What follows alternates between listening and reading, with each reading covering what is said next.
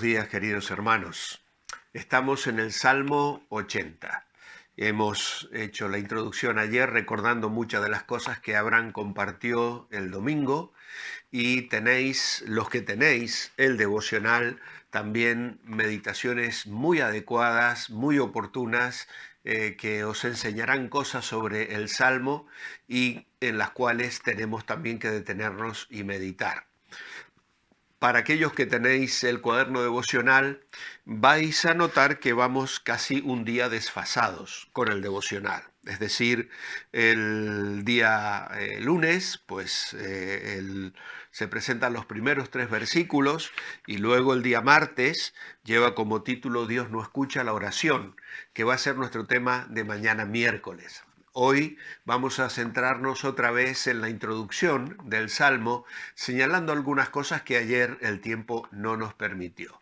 Como sé que muchos de vosotros ni siquiera tenéis la guía devocional, que me escucháis de muchos países, de muchos lugares, pues no será ningún problema. Para los demás, pues bueno, los que tenéis, habéis de aprovechar 2 veces un poco la dinámica y repasar los temas que sin duda son muy oportunos. El bosquejo que Abraham compartió para nosotros el domingo pasado tenía que ver con un Dios que restaura. Y él nos decía que Dios restaura la familia, que Dios restaura la reputación y que Dios restaura la nación. Esos tres divisiones básicamente en relación también a los 3 versículos que van repitiendo una y otra vez, aunque añadiendo en la súplica un poquito más de énfasis. Oh Señor, restáuranos, haz resplandecer tu rostro sobre nosotros y seremos salvos.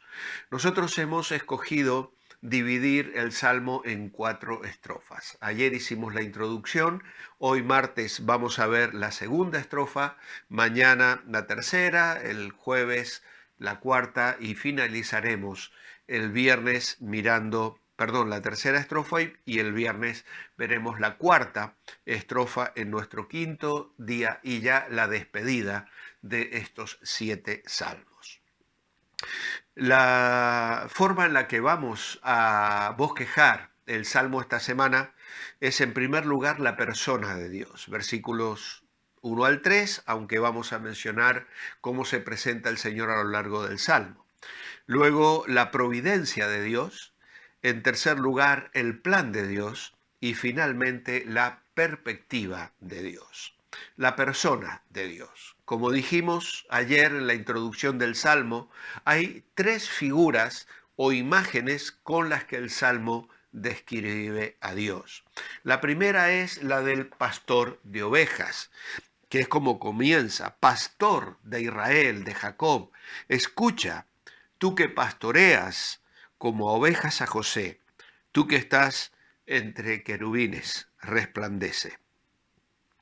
Luego le presenta como un general de un ejército. Versículo 7, Dios de los ejércitos, restáuranos. Bueno, versículo 4, Señor, Dios de los ejércitos, ¿hasta cuándo mostrarás tu indignidad contra la oración de tu pueblo? Este va a ser el tema de mañana, pero hoy resaltaremos esta figura: general de un ejército, Dios de los ejércitos, o el Señor Sabaoth, o Jehová Sabaoth, como la versión 60 lo presenta.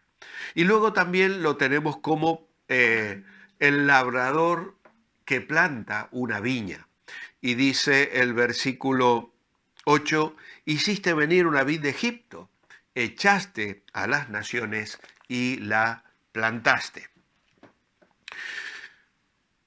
La palabra pastor en el original hebreo significa eso, ser pastor, o sea, cuidar de las necesidades que tienen las manadas o bandadas de pequeños mamíferos y actuar como pastor, con un enfoque de proveer pasto para las ovejas, mover a los rebaños en torno a las tierras de pastoreo.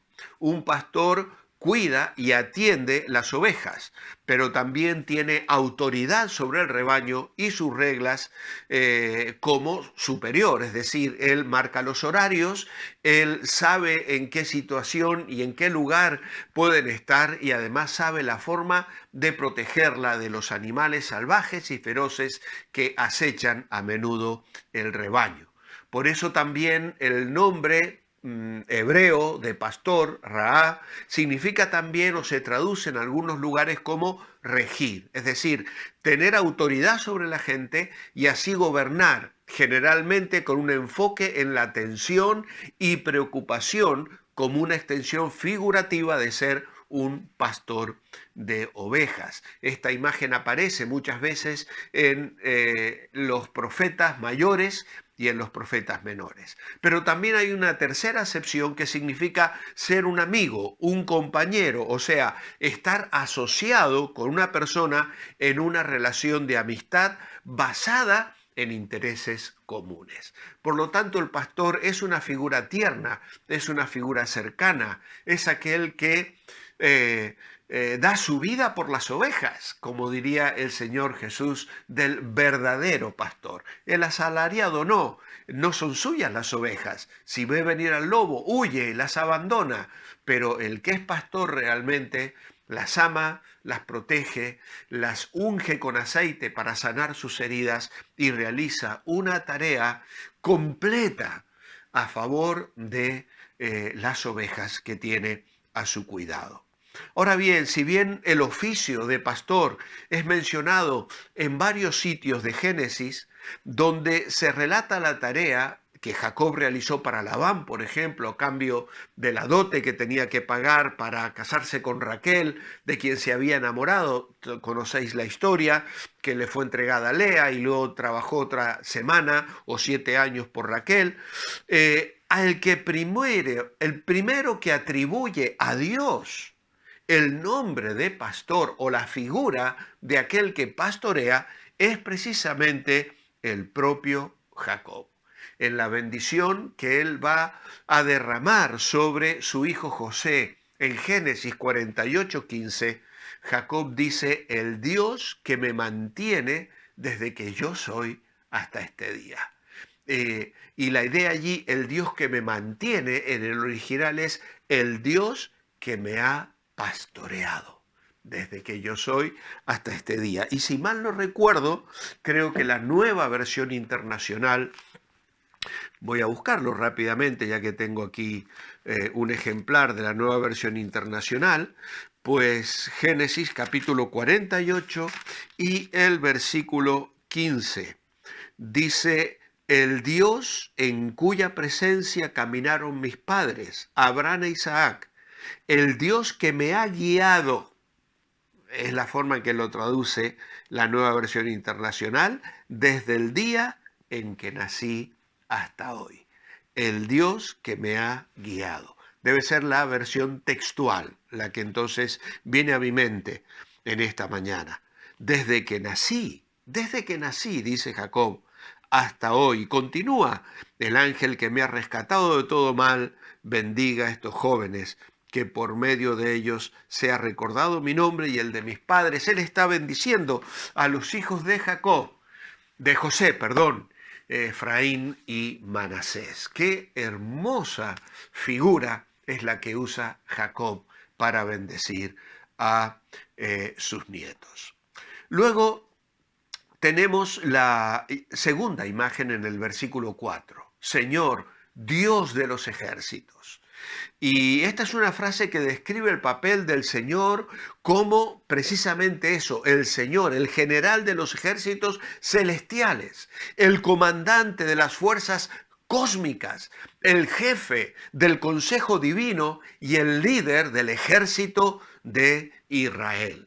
El término Señor o Jehová Sabaoth significa Sabaoth ejércitos y se añade al nombre de Dios y es una expresión que significa Señor de las huestes de ángeles y de todas las fuerzas de la naturaleza. El Señor de los ejércitos comunica el papel de Dios como guerrero que lucha tanto en ese conflicto cósmico contra las fuerzas divinas como a través de eventos históricos humanos para su pueblo, el pueblo de Israel.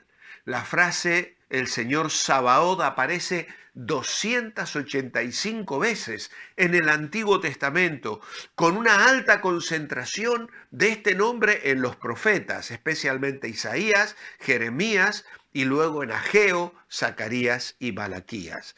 Y luego la Septuaginta, esa versión traducida del hebreo al griego, traduce el término ejércitos con el griego todopoderoso. Señor todopoderoso, Señor todopoderoso, una y otra vez.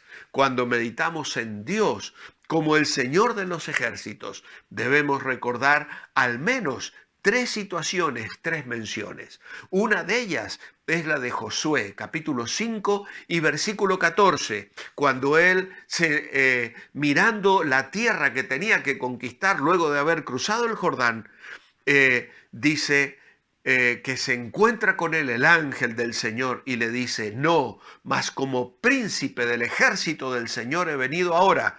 Entonces Josué, postrándose sobre su rostro en tierra, le adoró y le dijo, ¿qué dice mi señor a su siervo? Y el príncipe del ejército del Señor respondió, quita el calzado de tus pies, porque el lugar donde estás es santo. Y Josué así lo hizo.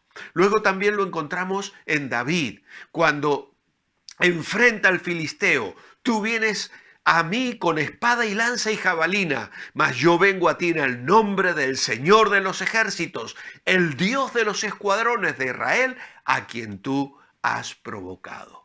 Y una tercera mención en el Salmo 24. Alzado puertas vuestras cabezas, y alzaos vosotras, puertas eternas, y entrará el Rey de Gloria, el Señor fuerte y valiente, Jehová el poderoso en batalla. Alzado puertas vuestras cabezas, y alzaos vosotras, puertas eternas, y entrará el Rey de Gloria. ¿Quién es este Rey de Gloria? El Señor de los ejércitos. Él es el Rey de la Gloria. Y finalmente, la tercera figura es la de Dios como labrador. Y aunque no se le llama labrador, se describe su función, el trabajo realizado al plantar una vid, limpiar el sitio, cuidarla para que eche raíces y se arraigue firmemente en la tierra. Así que en este sentido es comparado con un agricultor, con un ganadero, con alguien que trabaja y entonces es el labrador de la tierra.